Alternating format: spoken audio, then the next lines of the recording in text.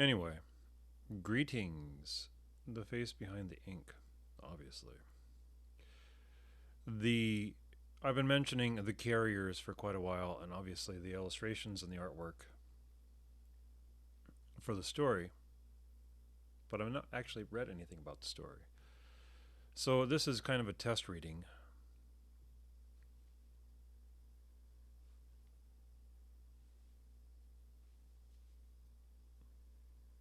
A little touch of what's going on.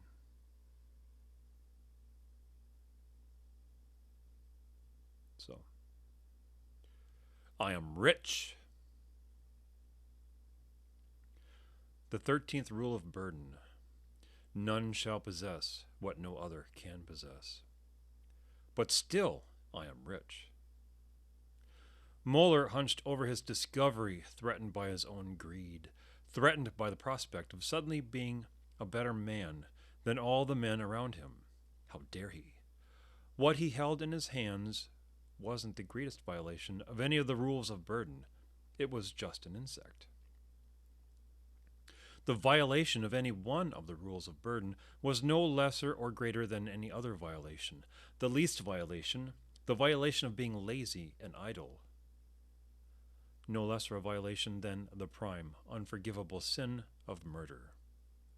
It was just a bug, an insect, a bulging, shelled body lumbering in the dark, the little legs furious to get away the moment Moeller discovered the little beast. It was a discovery of some merit, a once-in-a-lifetime event in a man's life to hold in his hands such immeasurable wealth. It was such a big deal that he could be beaten to death over it, or sent to the click farm, if caught. The violation was so grave that it was the obligation of every soul in the catacombs to deal justice to Moeller. For what he had in his hands, he could be thrown into the chasm under the catacombs, smashed against the rocks, and drowned in the water the great well drew from. Moeller had nothing in his rags of clothes to capture the insect with. There were so many ways the insect could be killed or damaged if he stashed the bug under his shirt or in his pockets. What few pockets he had that hadn't been eaten through with holes. Moeller made sure to take extreme care. You better take care. To possess an insect was a violation. To injure or kill the insect was a compounded violation, a sin upon sins. Moeller looked over his shoulder, hearing the gritty shuffle of bare feet down the length of tunnel. It was best that he was in a part of the southern catacombs few others went. His discovery would not be spotted, not that he had to worry about spies. Few residents in the catacombs were concerned with what else other souls were doing. There were few guards, and fewer members of the administrators who should see him do what he did. To be bothered with so much secrecy over his discovery might add to his chances of being caught. Still, finding a bug was a big deal. Big enough that word would get around. The worry meant nothing if he didn't catch it. He followed its crawl along the wall, minding ruts and deep crevices the bug could escape down into. Moeller drew enough courage to simply pluck the bug with his bare hands. He angled his attack as best he could to avoid accidental crushing. Moeller was dumbfounded upon capturing the bug, uncertain what to do with a creature determined to escape. With no jar or bowl or box to hold the bug, Moeller just cupped his hands together and hoped the bug wasn't carnivorous.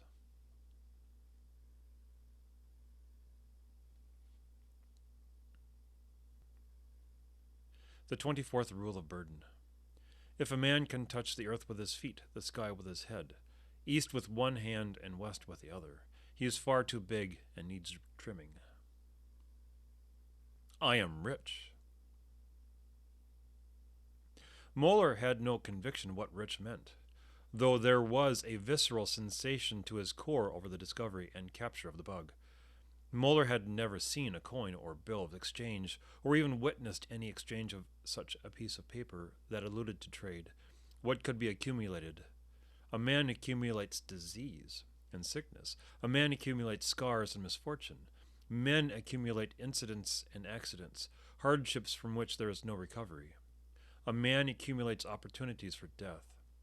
The flatback comes to collect, to take you on your way, the road to processing, a journey that takes more than a day. Moeller heard stories of discoveries in the far wastes, of peculiar discs made of copper, silver, and gold, what was easily held in the palm of the hand. He never heard of what came of those discoveries. There was nothing in the accepted histories about such discs, or what their purpose might have been. There was gossip about what was inscribed on the discs, but the description was nearly gibberish.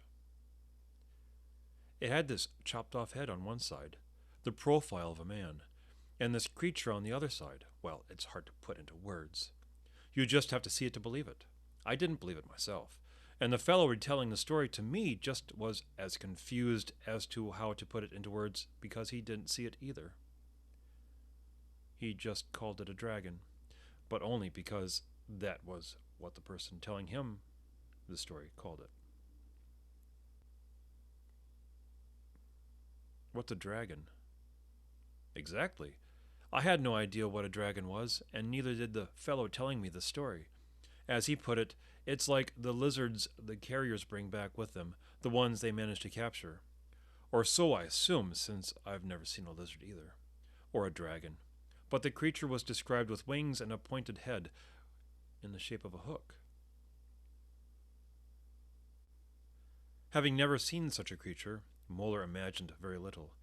There had to be some context, some previous vision, some previous knowledge to manage a phantom of something in the mind to follow the words. Moeller simply knew nothing to know how to imagine a creature he had never seen. For what reason the world in the distant past would have so many of these metal discs with these creatures on them was only a reification to what the history said about the world of the past. It deserved what it got. It was best that the very word dragon was so vague and removed from the daily existence of men that no man could possibly invent a vision of what such a creature would be like, what it did, or why was it cast in the body of a disc of metal that survived the ages. The 16th rule of burden. He who possesses something is himself possessed. Moeller cupped the bug in his hands, careful not to crush it. There was nothing he could find to contain the bug. The clothes on his back were the only possessions he had, and this was only for the fact they were on his back. It was a rule that had been burned into his mind, the 71st rule of burden. Any object a man no longer holds in his grasp is an object he can no longer make a claim to. A man bathed in his clothes, on the rare occasions he bathed. He slept in the clothes he ate in, and ate in the clothes he bathed in, and bathed in the clothes he slept in. Any object he may lay claim to, if only to hold it in place of the greater good, which possesses everything, a man loses that claim the instant it's no longer in his possession. That a man has so few pockets, and of those pockets so few that have no holes, he can hold little. Needle and thread were part of the controlled listings, items no single man may possess under that claim.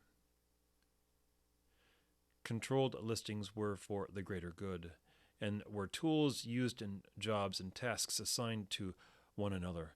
If a fellow was caught holding back a string of thread or a hint of a needle, the consequences were dire. These consequences were more a thread in the ether than a codified risk of actual danger. This was the case for Moeller, anyway, as he was never in any position to put himself at such risk. He never saw a needle, and the only threads he saw were the threads fallen from the cuff of his shirt and the seams of his pants. At one point he collected a number of these threads with the notion of tying them all together into a longer string. For what it was worth, the string was too weak to hold between the pathetic knots he managed. Any viable thread over 10 inches long was classified as a controlled listing. Any thread less than 10 inches was essentially useless to the greater good of things. A needle and thread would be good to sew in patches in his pants, and close holes in his pockets so that his bug would have a safer place than where it was cupped in the palms of his hands. But what to do?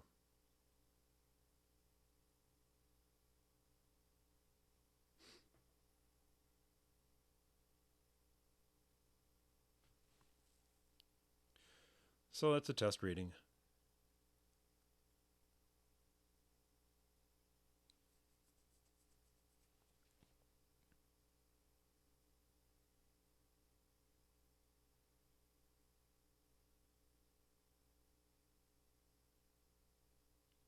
We'll see what we can make of it.